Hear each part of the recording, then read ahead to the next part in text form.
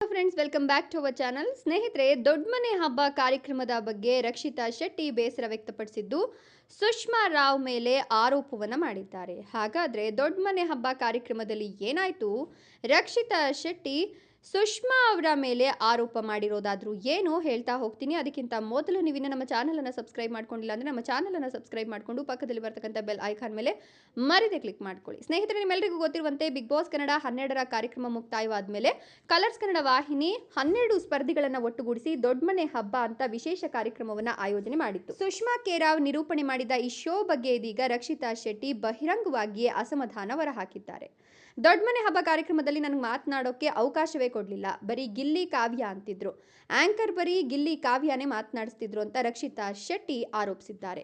ಹೌದು, ಈ ಒಂದು ವಿಚಾರಕ್ಕೆ ಸಂಬಂಧಪಟ್ಟಂತೆ ರಕ್ಷಿತಾ ಶೆಟ್ಟಿ ಆಂಕರ್ ಸುಷ್ಮಾ ಅವರು ನಮ್ಮನ್ನ ನೋಡ್ಲೇ ಇಲ್ಲ, ಇದು ನಾಮಿನೇಷನ್ ಅಲ್ಲ ಅಂತಿದ್ರು, ನಮಗೂ ಕೂಡ ಮಾತನಾಡೋದಕ್ಕೆ ತುಂಬಾ ಇತ್ತು, ನಾವು ಮಾತನಾಡುವಾಗ ಯಾಕೆ ಕಮ್ಮಿ ಮಾತನಾಡಿ ಅಂತಿದ್ರು ಅಂತ ರಕ್ಷಿತಾ ಶೆಟ್ಟಿ ಪ್ರಶ್ನೆ ಮಾಡಿದ್ದಾರೆ.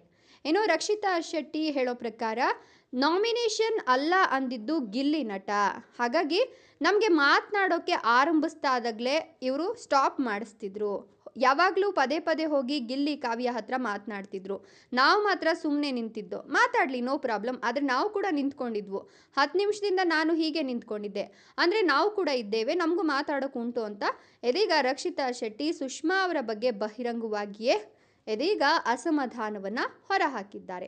ನಮಗೂ ಕೂಡ ಮಾತನಾಡೋಕ್ಕೆ ಅವಕಾಶ ಮಾಡಿಕೊಡ್ಬೇಕಾಗಿತ್ತು, ಬಟ್ ಕಾರ್ಯಕ್ರಮದ ತುಂಬೆಲ್ಲ ಗಿಲ್ಲಿ ಕಾವ್ಯ ಅನ್ನೋದೇ ಆಗ್ಬಿಟ್ಟಿತ್ತು ಅಂತ ಹೇಳಿ ಇದೀಗ ಕಾರ್ಯಕ್ರಮದ ಕುರಿತು ಹಾಗೆ ಕಾರ್ಯಕ್ರಮವನ್ನು ನಿರೂಪಣೆ ಮಾಡಿದಂತಹ ಸುಷ್ಮಾ ಅವರ ಕುರಿತು ಇದೀಗ ಬಹಿರಂಗವಾಗಿಯೇ ಅಸಮಾಧಾನ ಹೊರಹಾಕಿ ಪ್ರಶ್ನೆ ಎತ್ತಿದ್ದಾರೆ. ಇದರ ಬಗ್ಗೆ ನಿಮ್ಮ ಅನಿಸಿಕೆ ಅಭಿಪ್ರಾಯಗಳನ್ನು ಕಮೆಂಟ್ ಮಾಡಿ. ವಿಡಿಯೋ ಇಷ್ಟ ಆದರೆ ಲೈಕ್ ಕೊಟ್ಟು ಶೇರ್ ಮಾಡಿ. ತಪ್ಪದೆ ನಮ್ಮ ಚಾನಲನ್ನು ಸಬ್ಸ್ಕ್ರೈಬ್ ಮಾಡ್ಕೊಳ್ಳಿ. Thank you.